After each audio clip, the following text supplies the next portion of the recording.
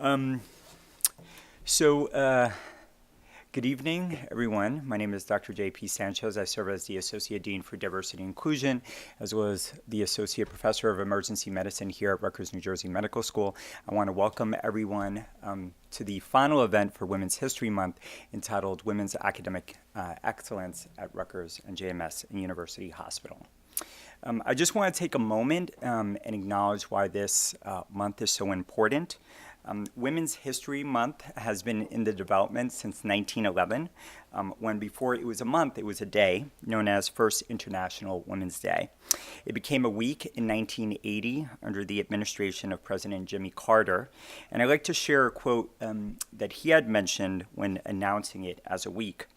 From the first settlers who came to our shores, from the first American Indian families who befriended them, men and women have worked together to build this nation. Too often the women were unsung, and sometimes their contributions went unnoticed. But the achievements, leadership, courage, strength, and love of the women who built America was as vital as that of the men whose names we know so well. Finally, in 1987, the month of March was memorialized as Women's History Month. Despite the progress that we've made since 1911, it's important to note the progress that still lies ahead.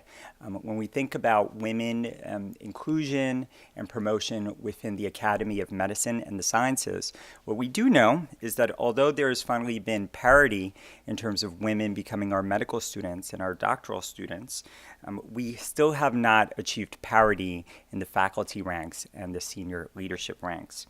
And only about 38% of tenure-track faculty and 22% of tenured faculty are women. And we know from numerous articles that women who have been successful within the STEM careers earn less money than their men peers or colleagues. This graphic comes from the AAMC GWIMS group, the group on women and medicine and science.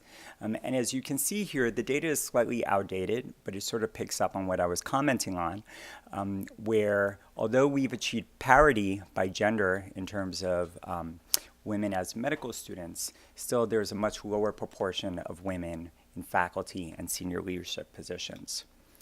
And that's further emphasized in this graphic that came out in Dr. Liu's article, where you can see that women are very much so underrepresented in the senior ranks of a medical school, including full professor, chairs of departments, and deans of medical schools.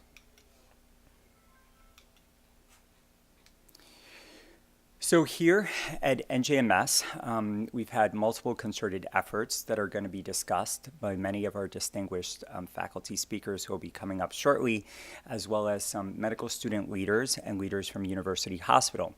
One of the things that the Diversity Committee at NJMS has been working on has been highlighting women faculty, residents, medical students, and doctoral students who are really leading excellence. Excellence not only in research, but also in education as well as in service, as you can see here from these graphics.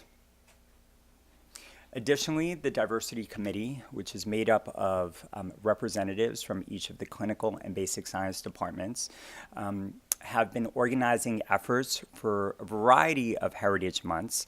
As you know, we're celebrating Women's History Month this month. This month was led by Dr. Erin Feinstein, faculty within neurology, and Dr. Humaira Chaudhry, who's going to be talking shortly. And I want to thank them for their service in helping lead the planning for this month on behalf of the Diversity Committee, as well as we've had a number of representatives from AMWA, the American Medical Women's Association, as well as other individuals who are featured here from the group in biomedical sciences as well as GWIMS. And if there's any questions about not only activities for the inclusion and promotion of women, you could always reach out to us in the Office of Diversity and Community Engagement. And you should stay tuned that in May we'll be celebrating Asian American and Pacific Islander Heritage Month.